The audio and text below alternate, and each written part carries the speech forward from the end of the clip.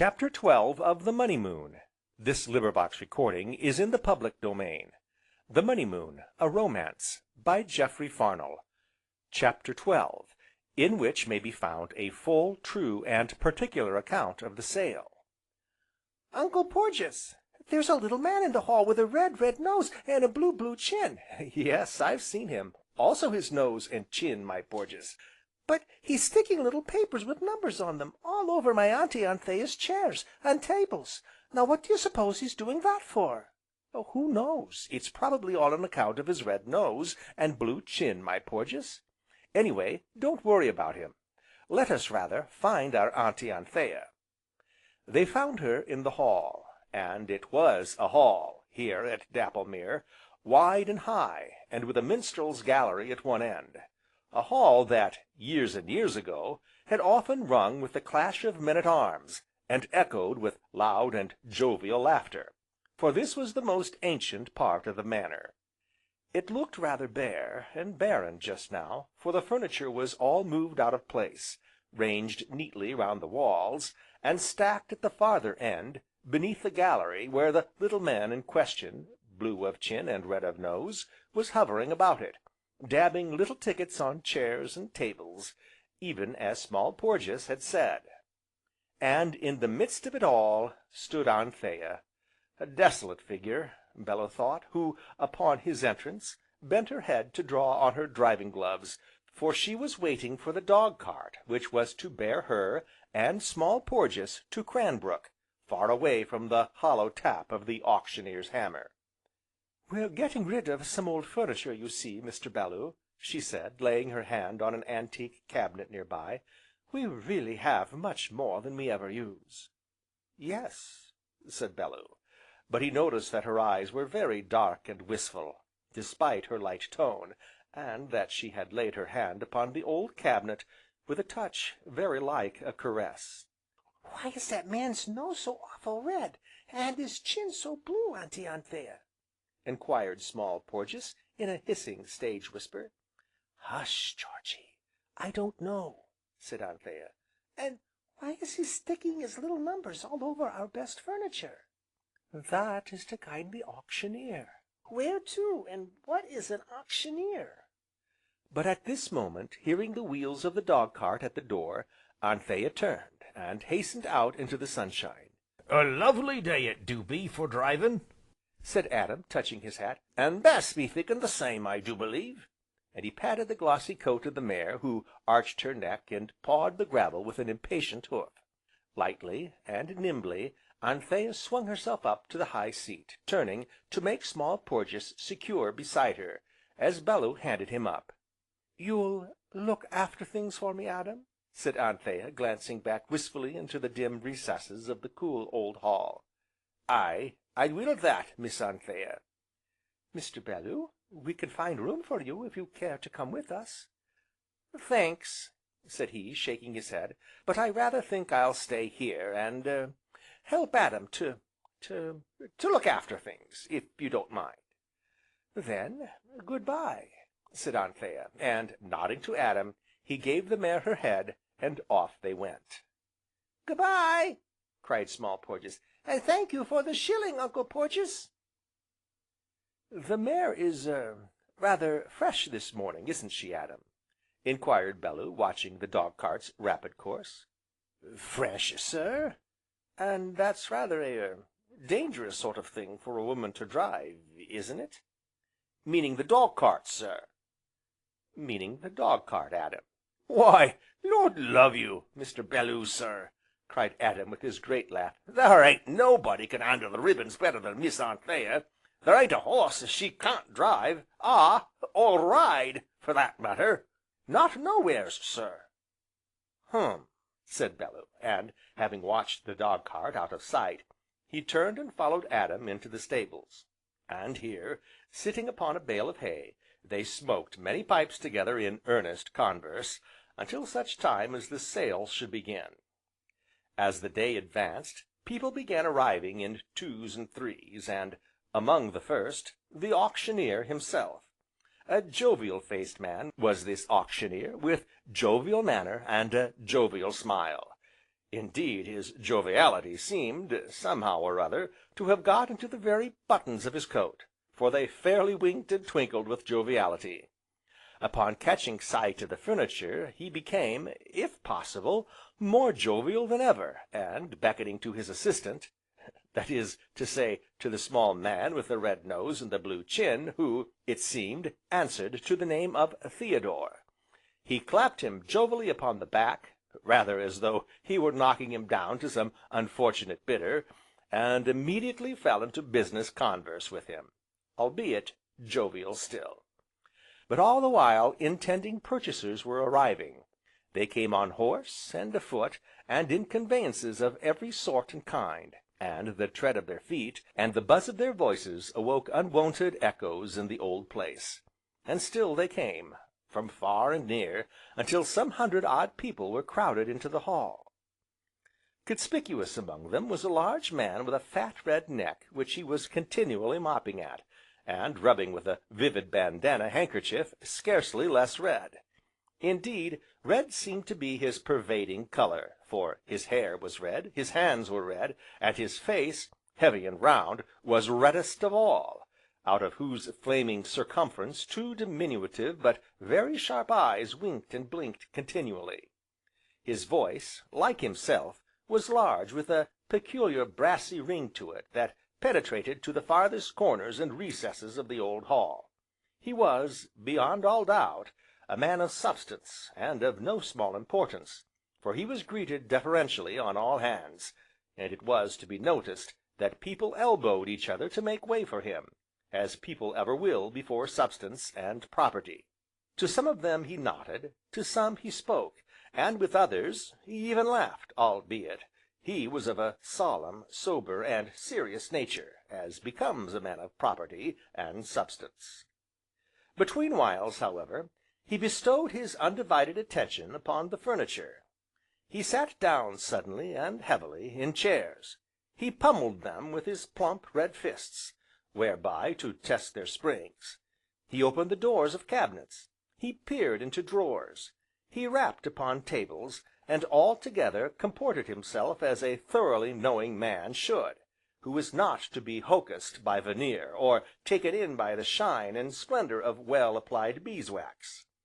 Bellew, watching all this from where he sat screened from the throng by a great carved sideboard, and divers chairs and what nots, drew rather harder at his pipe, and, chancing to catch Adam's eye, beckoned him to approach.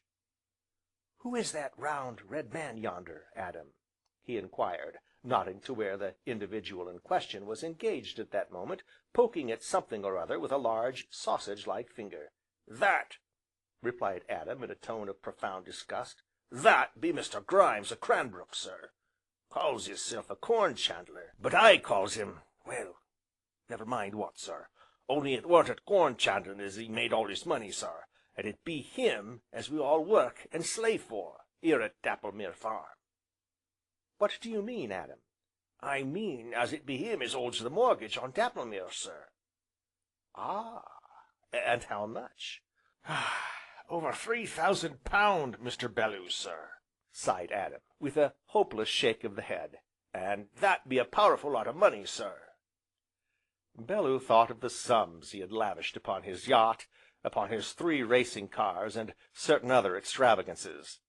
£3,000, $15,000, it would make her a free woman, independent, happy, just $15,000, and he had thrown away more than that upon a poker game before now. "Lord!" exclaimed Adam, "the very sight o' that theer Grimes's pig eyes a staring at Miss Anthea's furniture do make the old Adam rise up in me to that amazing extent, Mr. Bellew, sir. I just look at him a thumping and a pounding at that theer chair." Saying which, Adam turned, and, elbowing his way to where Mr. Grimes was in the act of testing the springs of an easy chair, he promptly, and as though forced by a struggling mob, fell up against Mr. Grimes, and jostled Mr. Grimes, and trod heavily upon the toes of Mr. Grimes, and all with an expression of the most profound unconsciousness and abstraction, which, upon the indignant corn chandler's loud expostulations, immediately changed to a look of innocent surprise. "Can't you look where you're going, you clumsy fool?" fumed the irate Grimes, redder of neck than ever. "Oh, ax your pardon, Mr. Grimes," said Adam solemnly, "but what with people's legs, and cheer legs, and the legs of tables, not to mention sideboards and cabinets, which, though not 'aving no legs, ain't to be by no manner o' means despised therefore, what with this and that and t'other, I am that confined, or, as you might say, confused. I don't know which legs is mine, or yourn, or anybody else's, Mr. Grimes, sir. I make so bold as to ax your pardon all over again, sir." During which speech, Adam contrived, once more, to fall against, to tread upon, and to jostle the highly incensed Mr. Grimes back into the crowd again. Thereafter he became a nemesis to Mr. Grimes, haunting him through the jungle of chairs and tables, pursuing him into distant corners and shady places, where, so sure as the sausage-like finger poised itself for an interrogatory poke, or the fat, red fist doubled itself for a spring-testing punch, the innocent seeming Adam would thereupon fall against him from the rear, sideways, or in front. Meanwhile, Bellew sat in his secluded corner, watching the crowd through the blue wreaths of his pipe, but thinking of her who, brave though she was, had nevertheless run away from it all at the last moment. Presently, however, he was aware that the Corn chandler had seated himself on the other side of the chiffonier, puffing and panting with heat and indignation, where he was presently joined by another individual, a small, rat-eyed man, who bid Mr. Grimes a deferential "Good day." "That there Adam," puffed the Corn chandler, "that there Adam ought to be throwed out into the stables where he belongs. I never see a man with so much growed to feet and elbers, in all my days. He ought to be took," repeated the Corn chandler, "and shook, and throwed out into the yard." "Yes," nodded the other, "took, and shook, and throwed out, neck and crop, sir. And now, what might you think of the furniture, Mr. Grimes?" "So so, Parsons," nodded Grimes, "so so." "Shall you buy?" "I am a-going," said the Corn chandler, with much deliberation, "I am a-going to take them tapestry cheers, sir, likewise the grandfeyther clock in the corner here, likewise the four-post bedstead with the carved 'eadboard, and most particular, Parsons, I shall take this here sideboard. There ain't another piece like this in the county as I know of. Solid mahogany, sir, and the carvings," and herewith he gave 2 loud double knocks upon the article of furniture in question. "Oh, I've 'ad my eye on this sideboard for years and years, knowed I'd get it some day, too. The only wonder is, she ain't 'ad to sell up before now." "Meaning Miss Anthea, sir?" "Ah, her. I say as it's a wonder to me, what with the interest on the mortgage I owed on the place, and one thing and another, it's a wonder to me she's kept her head above water so long. But mark me, Parsons, mark me, she'll be selling again soon, and next time it'll be lock, stock, and barrel, Parsons." "Well, I don't hold with women farmers myself," nodded Parsons. "but as to that cupboard over there, Sheraton, I think, what might you suppose it to be worth, betwixt friends now?" inquired Parsons, the rat-eyed. "I can't say I've seed it, and likewise felt it," answered the Corn chandler, rising. "Let me lay my hand upon it, and I'll tell you to a shilling." And here they elbowed their way into the crowd. But Bellew sat there, chin in hand, quite oblivious to the fact that his pipe was out long since. The tall, old grandfather clock, ticking in leisurely fashion in the corner behind him, solemn and sedate as it had done since, as the neat inscription upon the dial testified, it had first been made in the year of grace 1732 by one Jabez Havisham, of London. This ancient timepiece now uttered a sudden wheeze, which, considering its great age, could scarcely be wondered at, and thereafter, the wheezing have subsided, gave forth a soft and mellow chime proclaiming to all and sundry that it was 12 o'clock. Hereupon the auctioneer, bustling to and fro with his hat upon the back of his head, consulted his watch, nodded to the red-nosed, blue-chinned Theodore, and, perching himself above the crowd, gave 3 sharp knocks with his hammer. "Gentlemen," he began, but here he was interrupted by a loud voice upraised in hot anger. "Confound you for a clumsy rascal! Will you keep them elbows o' yourn out o' my waistcoat, eh? Will you keep them big feet o' yourn to yourself? If there ain't enough room for you, out you go, d'ye hear? I'll have you took, and shook, and throwed out where you belong. So just mind where you come a-trampin' and a-treadin'."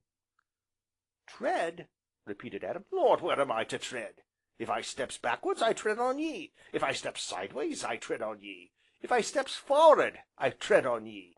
It do seem to me as I can't go nowhere, but there you be a-waitin' to be trod on, Mr. Grimes, sir."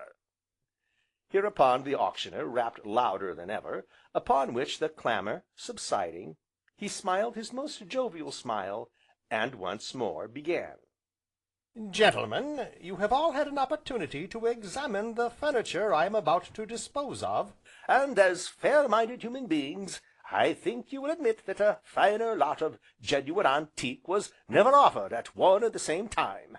Gentlemen, I'm not going to burst forth into laudatory rhodomontade, which is a word, gentlemen, that I employ only among an enlightened community such as I now have the honour of addressing. Neither do I suppose to waste your time in purposeless verbiage, which is another of the same kind, gentlemen. Therefore, without further preface or preamble, we will proceed at once to business. The first lot I have to offer you is a screen, 6 foot high. Bring out the screen, Theodore. There it is, gentlemen. Open it out, Theodore. Observe, gentlemen, it is carved rosewood, the panels hand-painted, and representing shepherds and shepherdesses, disporting themselves under a tree with banjo and guitar. Now, what am I offered for this hand-painted antique screen? Come." 15 shillings, from someone deep hidden in the crowd. "Start as low as you like, gentlemen. I am offered a miserable 15 shillings for a genuine, hand-painted—" 16. This from a long, loose-limbed fellow with a patch over one eye, and another on his cheek. "A pound," said Adam, promptly. "A guinea," nodded he of the patches. 25 shillings, said Adam. "At 25 shillings," cried the Auctioneer, "any advance? A genuine, hand-painted, antique screen, going at 25, at 25, going, gone, to the large gentleman in the neckcloth, Theodore." "There be that Job Jagway, sir," said Adam, leaning across the sideboard to impart this information. "Over yonder, Mr. Belloo, sir, 'im as was bidding for the screen, the tall chap wi' the patches. 2 patches be pretty good, but I do wish I'd give 'im a couple more while I was about it, Mr. Belloo, sir." Here the Auctioneer's voice put an end to Adam's self-reproaches, and he turned back to the business in hand. "The next lot I'm going to dispose of, gentlemen, is a fine set of 6 chairs with carved antique backs and upholstered in tapestry. Also 2 armchairs to match. Wheel 'em out, Theodore. Now, what is your price for these 8 fine pieces? Look 'em over, and bid accordingly." 30 shillings, again from the depths of the crowd. "Ha, ha! You joke, sir!" laughed the Auctioneer, rubbing his hands in his most jovial manner. "Oh, you joke! I can't see you, but you joke, of course, and I laugh accordingly. Ha, ha, ha! 30 shillings for 8 fine, antique, tapestried, hand-carved chairs! Oh, very good! Excellent, upon my soul!" £3, said the fiery-necked Corn chandler. "Guineas," said the rat-eyed Parsons. £4, nodded the Corn chandler. £4.10, roared Adam. 5, nodded Grimes, edging away from Adam's elbow. £6.10, cried Adam. 7, from Parsons. 8, said Grimes. 10, roared Adam, growing desperate. 11, said Grimes, beginning to mop at his neck again. Adam hesitated. £11 seemed so very much for those chairs that he had seen Prudence and the rosy-cheeked maids dust regularly every morning, and then, It was not his money, after all. Therefore Adam hesitated, and glanced wistfully towards a certain distant corner. At 11 pounds, this fine suite of hand-carved antique chairs, at 11 pounds, at 11, going 15, said a voice from the distant corner, whereupon Adam drew a great sigh of relief, while the Corn chandler contorted himself in his efforts to glare at Bellew round the sideboard. 15 pounds! chanted the Auctioneer. I have 15. I am given 15. Any advance? These 8 antique chairs, going at 15. Going, for the last time, going, gone. Sold to the gentleman in the corner, behind the sideboard, Theodore. They were certainly fine chairs, Mr. Grimes, said Parsons, shaking his head. So, said the Chandler, sitting down heavily. So, Parsons. And he turned to glare at Bellew, who, lying back in an easy chair with his legs upon another, puffed at his pipe, and regarded all things with a placid interest.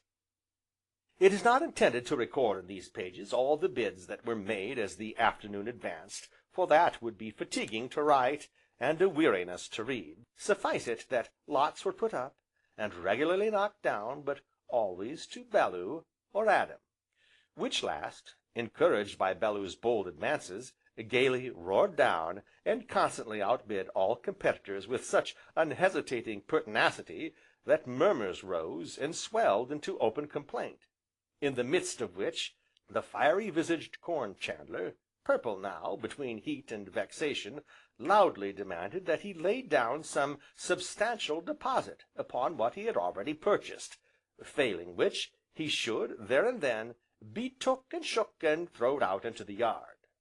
Neck and crop, added Mr. Parsons. That seems to be a fair proposition, smiled the Auctioneer, who had already experienced some doubts as to Adam's financial capabilities, yet, with his joviality all unruffled. That seems to be a very fair proposal indeed, if the gentleman will put down some substantial deposit now. Aye, for sure, nodded Adam, stepping forward, and, unbuttoning a capacious pocket, he drew out a handful of bank notes. Shall I give ye 100 pounds, or will 50 be enough? Why, said the Auctioneer, rubbing his hands as he eyed the fistful of bank notes, 10 pound will be all that is necessary, sir, just to ensure good faith, you understand.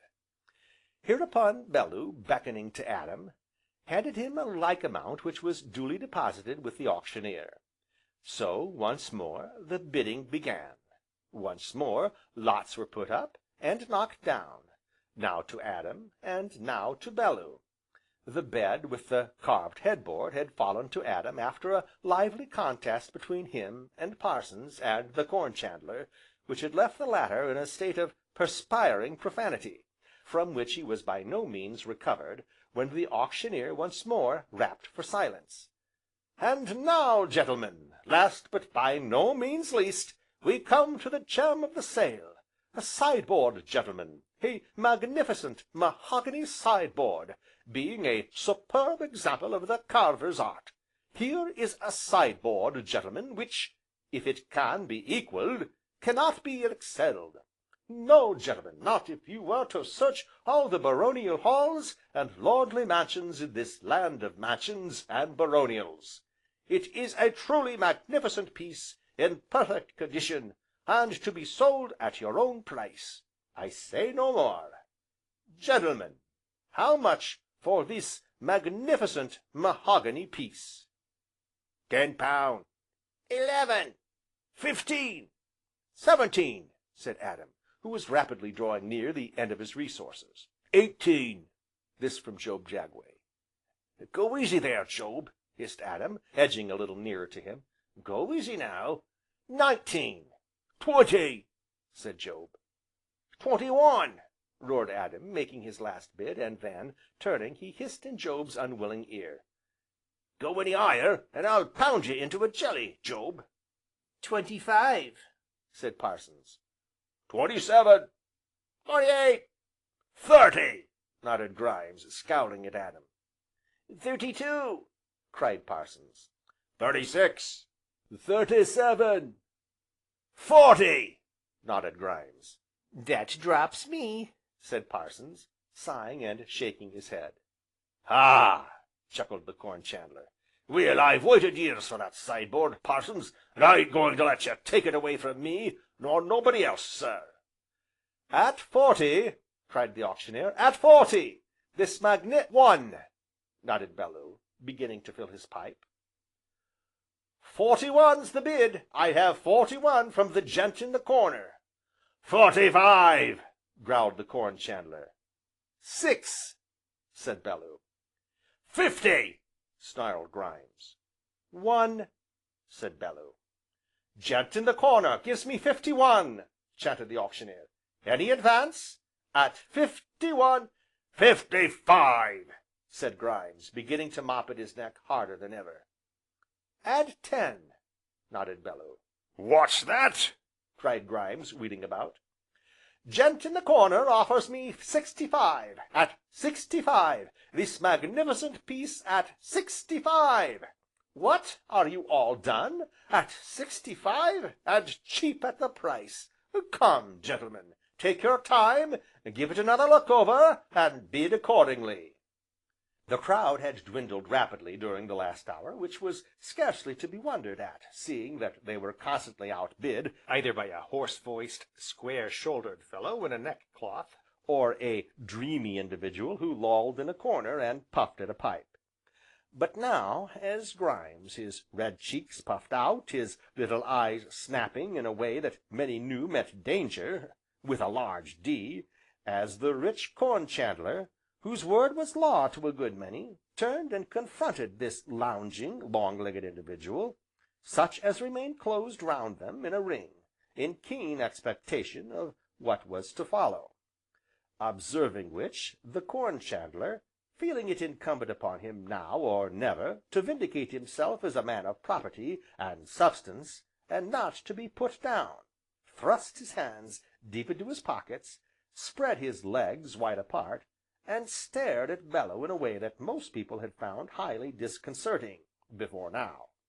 Bellew, however, seemed wholly unaffected, and went on imperturbably filling his pipe.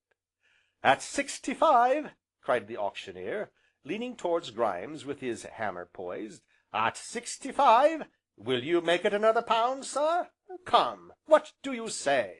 I say, no, sir, returned the Corn chandler, slowly and impressively. I say no, sir. I say, make it another 20 pound, sir. Hereupon heads were shaken or nodded, and there rose the sudden shuffle of feet as the crowd closed in nearer. I get 85. Any advance on 85? 86, said Bellew, settling the tobacco in his pipe bowl with his thumb. Once again the auctioneer leaned over and appealed to the Corn chandler, who stood in the same attitude, jingling the money in his pocket. Come, sir, don't let a pound or two stand between you and a sideboard that can't be matched in the length and breadth of the United Kingdom. Come, what do you say to another 10 shillings? I say, sir, said Grimes, with his gaze still riveted upon Bellew, I say, no, sir. I say, make it another 20 pound, sir. Again there rose the shuffle of feet, again heads were nodded, and elbows nudged neighbouring ribs, and all eyes were focused upon Bellew, who was in the act of lighting his pipe. 106 pounds, cried the auctioneer, at 1/6, at 1/6. Bellew struck a match, but the wind from the open casement behind him extinguished it. I have 106 pounds. Is there any advance? Yes or no? Going at 106. Adam, who up till now had enjoyed the struggle to the utmost, experienced a sudden qualm of fear. Bellew struck another match. At 106 pounds, at 1/6, going at 106 pounds. A cold moisture started out on Adam's brow. He clenched his hands, and muttered between his teeth. Supposing the money were all gone, like his own share, supposing they had to lose this famous old sideboard, and to Grimes of all people? This, and much more, was in Adam's mind while the Auctioneer held his hammer poised, and Bellew went on lighting his pipe. "Going at 106! Going! 50 up!"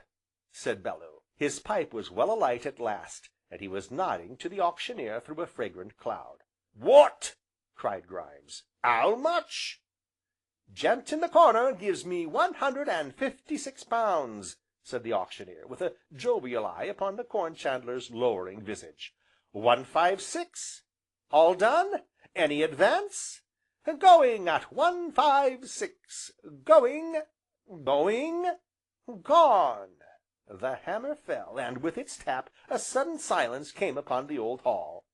Then, all at once, the Corn chandler turned, caught up his hat, clapped it on, shook a fat fist at Bellew, and, crossing to the door, lumbered away, muttering maledictions as he went.